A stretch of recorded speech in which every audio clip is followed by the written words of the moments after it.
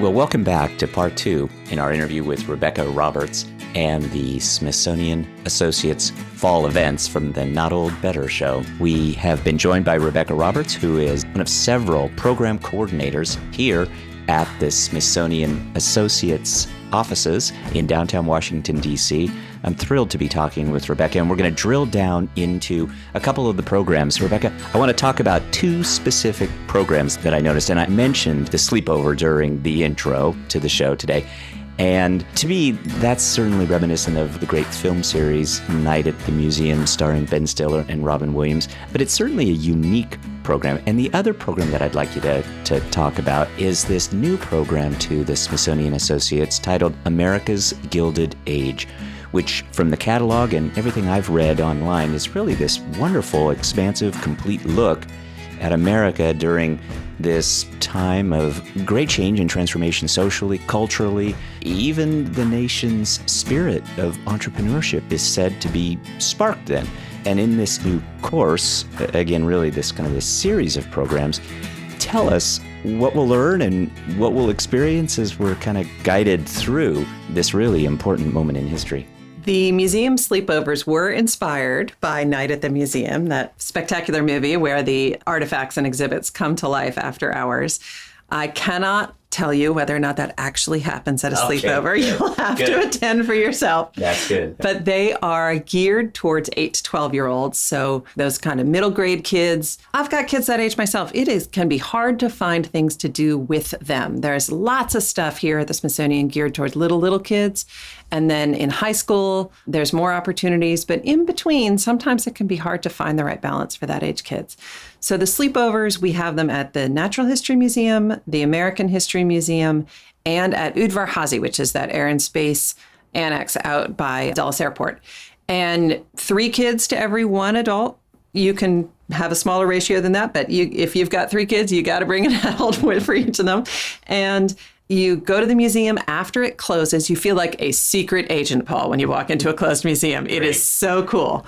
And there are activities. There'll be a whole museum-wide scavenger hunt, for instance, at the American History Museum. At the Natural History Museum, you're finding all of this different information from all of the different exhibits and filling out a field guide. At the Udvar Hazy experience, you are filling out a pilot's checklist. You're learning all about flight. But it's not the same thing as a school field trip. It's really meant to be fun. So you're doing some slightly insane things along the way. You're blowing up marshmallows. You're doing ribbon dancing on it. And then at the end of the night, there's a movie or some kind of thing, and then you roll out your sleeping bags and you spend the night there. That's really great. At Natural History, you roll them out right under the big blue whale and you sleep in the shadow of the big blue whale. And then in the morning, you get breakfast and off you go. So you really do get to sleep at the museum. And those are very popular. We find people coming back again and again, grandparents bringing their grandkids, especially if the grandkids don't live here in Washington and the grandparents do. It's a behind-the-scenes adventure that those kids don't get if they're coming from Dallas or LA or Chicago. Yeah. So that's been terrific, and I've actually helped develop the activities at a bunch of them because I have the right age kids, and they are so much fun. I vouch for that for sure. The Gilded Age suite of programs, we offer programming in so many different disciplines that it is nice now and then to kind of have an overarching theme to remind our audiences that they're all interrelated. So the Gilded Age programs are largely centered on art and architecture, but they are also landscape. We've got cocktails of the Gilded Age coming up. Yeah, I noticed that too. That's right? Yeah. Literature of the Gilded Age. I just today was reaching out to a speaker to do the political scandals of the Gilded Age because it was that gilding glossed over as a pretty ugly social underbelly. And it's a time period in American history at the end of the 19th century, beginning of the 20th, where massive changes were happening in all of those disciplines. Art was sort of losing its fussy Victorian edge and edging towards Art Deco, Art Nouveau.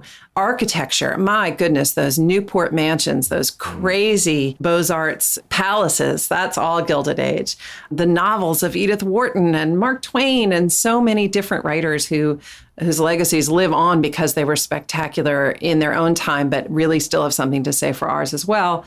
And it focuses, I think, all of these. We have so much information here at the Smithsonian. There's so many things you can learn.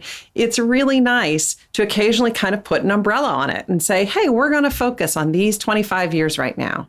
And we don't do it that often, put a theme on, but I think we're going to do it more because people have really responded to it. And it gives us an excuse to stretch our muscles a little bit as programmers because you start thinking, well, how could these tie together? What could I do about, if I was thinking of doing a book club program, why don't I make it a Gilded Age book club program and really start exploring that time period in literature as opposed to something else? So it's been a lot of fun. There are a lot of programs in that Gilded Age suite, and I haven't been to as many of them as I would want to, but I want to go to all of them. Yeah, I think that's a really great way to put it, this suite of programs within an overall course. Well, that America's Gilded Age suite of programs really caught my attention. I think the other thing that caught my attention as I looked through this just filled catalog with these great courses was the walking tour, because, and I want to get back to this idea, and that is, it's so nice to kind of be personally engaged in a setting where you're learning with others. And I think that, you can do that indoors and you can do that outdoors. And one of the things I really noticed, jumped out at me, as a matter of fact, was this idea of the walking tours, that you're getting out and about. You're really experiencing DC on foot. What is it that our audience can kind of experience and expect in being on the walking tours? Do they go really fast? Do we need to keep up? And, should we put on our roller skates? In a car? Well, we offer walking tours and we offer a whole lot of bus tours too. And there are a lot of very good companies doing walking and bus tours in Washington. So what sets us apart is you learn something, right? We've always got a study leader, even on the bus ride out to Manassas Battlefield or wherever you're going. There is someone on the bus with you teaching as you go. So the pedagogy is just at a level beyond what you normally expect. The walking tours, we are very aware of who our audience is. If it's going to be a strenuous hike, we absolutely warn you about that in the copy. Good to know. So you don't suddenly get sprung on, scrambling up a sheer rock face when nobody told you that was going to happen. The city walking tours are at a nice strolling pace. And specifically for the Gilded Age, this city exploded post-Civil War. It went from being a tiny little agrarian backwater to being a world powerhouse in the years after the Civil War. So the Gilded Age was really important for Washington, D.C. specifically. So those walking tours have a lot of information in them. And we also do, for instance, I've got a bus tour coming up of Rock Creek Park. Well, you would think you can just walk through Rock Creek Park, but Rock Creek Park is vast. Yeah. And we really don't want to leave people behind who might have mobility issues or might not be able to get out there and hike on their own. So that one, we've built in some options. There are some places where if you really want to go take a mile hike, you absolutely can, and the leader will stay with you. And if you want to stay on the bus, because a mile hiking through Rock Creek Park is a little bit beyond you, you can stay on the bus and meet up at the end. So we try to accommodate everybody's level of fitness, everybody's level of patience. We can't always plan for the weather, but we plan for everything else we can. Well, you mentioned the bus ride to Manassas, Virginia, to the Civil War battlefields, and we talked a little bit about the sleepover program at Udvar-Hazy Museum near Dulles International Airport, both of which are outside of D.C. So certainly there is a D.C. and kind of adjacent focus. There's kind of this geographically based area around DC and in DC that we're really, offering these great classes about. But there's also an outside of DC focus too. I noticed in the catalog that this year, Smithsonian Associates, and again, you can find out all of this information at the SmithsonianAssociates.org website. You can read about the course descriptions online. You also can view the actual catalog there, as well as sign up and get that catalog sent to you via the mail. But in any event, you find out such great information. And one of the things that I really learned about was this literary Baltimore tour. I thought that was really great. So that's kind of an outside of DC focus. We know, of course, about the many writers that come to mind when you think about Baltimore, like Edgar Allan Poe and even Francis Scott Key being Baltimore based. But what else can we learn about, and who else can we learn about in this literary Baltimore tour? Let me put my glasses on here, Paul. I am not old, I'm better, but I do need reading glasses. So the Literary Baltimore Tour, which is coming up on September 10th. I think we all associate the literary legacy of Baltimore with Edgar Allan Poe. That might be sort of where your knowledge begins and ends. The list of authors who lived in Baltimore includes F. Scott Fitzgerald and Gertrude Stein and Dashiell Hammett, and of course, Ann Tyler, who still lives there.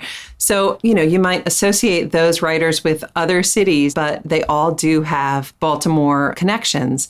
And so this actually honors Mencken Day, which is named after H.L. Mencken, the sage of Baltimore. And so it's a tour that gets through some of the sites associated with those writers. You visit Poe's grave and the Poe House and Museum, and the speakers are biographers of some of these better-known writers. And then there is a German-style dinner to honor H.L. Mencken at the West Hamilton Street Club. So it's a day of learning and reading and traveling through Baltimore, which is only, 40 miles up I-95, but maybe not a place that Washingtonians explore as much as we can, except when the O's are playing the Nats. You just do it all here. You mentioned sports. We've talked about science, history. It really is everything. But I think that the everything includes some of these other programs, these other enrichment, development, and even awakening programs that my audience is going to respond so much to. And I'm referring now to the programs like the Building Better Relationships Through Science, the Your Brain in the Digital Age. And then the other class that jumped out at me was Making the Most of Your Memory. I think these are right up my alley, and certainly they're going to be very appealing to my audience. So who's going to teach these courses? What can you tell us about them? Tell us a little bit about what we can expect and what we'll learn. That stream of programming is very much a response to what we heard our audience say they wanted. We are 100% responsive to our audiences. These sort of social science, understanding the workings of your own body, things like your memory and how your brain changes in the digital age, people are really curious about that. And they don't know where to turn to find out about it. Right. First of all, it's a moving target, right? I mean, that information is changing so quickly. Yeah. But because we were already their trusted source for learning about art history or about particle physics or whatever it was, they said, we'd like to learn about some of these social science topics from you as well. And so things like Making the Most of Your Memory, which is an evening lecture coming up at the end of September, that is certainly a lot of information about how memory works and maybe how your brain stores memories. But then it's also news you can use in the sense of how to maybe train your own memory to be a little bit more adaptive, or what sort of signs to look for that memory loss is a little bit more concerning than normal or something like that. So it's capitalizing on the popularity of some of the brain games kind of things to keep you sharp, but within the context of a really respected expert instead of some of the pop science that's floating around out there.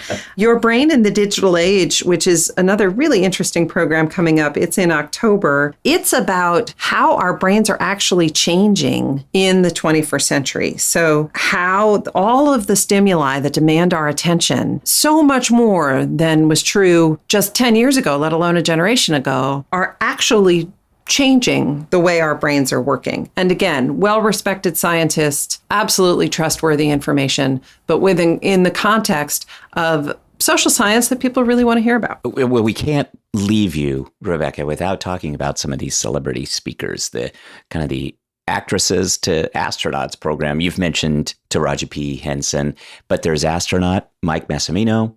And then I noticed this really cool, very Washington, D.C. program. Of course, I'm referring to the House of Cards and the Smithsonian Associates program, Frank Underwood's Washington. That just sounds great. Frank Underwood, the fictional character on House of Cards, played by Kevin Spacey. Excellent series. Certainly one of my favorites, a favorite of many in this local area who look at all the monuments and play gotcha about the places that they've been in D.C. and then spot during the airing of the program. So that's a real favorite. But again, Rebecca, these courses, it's really, just so complete. You guys really do it all. Yes, we are. I'm so glad glad you noticed. Yeah. And, the popular culture stuff, we're not snobs. We're not going to say that that's beneath our attention. People watch those shows and love those shows, and they want to hear about them. And so we want to bring them to them. And with the reputation that we have built as being a source of reputable knowledge, we can apply that to popular culture. You know that you're going to get something interesting and beyond what you get on Entertainment Tonight when you come to a Smithsonian branded event with those speakers. And what's nice about those programs too is you see an amazing array of people in the room. You talked about trying to find things to bring your grandchildren to. We actually, interestingly, anecdotally, I've seen more kids at our cooking programs and at our science programs than almost anything else. My boys have no idea how to cook. Well, bring them on in. Yeah, they need it. And of course, the TV programs have everybody from, well, I don't suppose little kids are watching House of Cards, but everyone from kids on up to great grandparents, especially if something's set in Washington. It's a parlor game to sit around and say, they got that wrong. Yeah. There's no Metro stop in Georgetown. Yeah. I've been to that monument. Right. Well, this has been wonderful. Thanks, Rebecca, again for joining us on our 2-part series, the inaugural episodes of the Smithsonian Associates events here on the Not Old Better Show. Again, I really thank you all for listening. I mentioned it before, but certainly please subscribe to these great free podcasts on iTunes. And, of course, become a member. I think you're going to love it. So I want to thank Rebecca Roberts, one of the program coordinators here at Smithsonian Associates. And I just want to say again, this is a great local program. It's available to all. Becoming a member has some real value to it. I'm personally a member, and I think it's been a great program for me and my family. Enjoy with your families. I look forward to seeing you at some of these wonderful events, and join me in singing at the Rock and Roll Chorus. Thanks, Rebecca. Again, I appreciate your time. Oh, Paul, thank you so much for the opportunity. Thanks to all my guests today, all the help on the podcast, and especially to Media Studio Edit and the great work by Wayne Brown and his team for editing the podcast and making me sound so much better. That is to say, not old, but better. Thanks to all.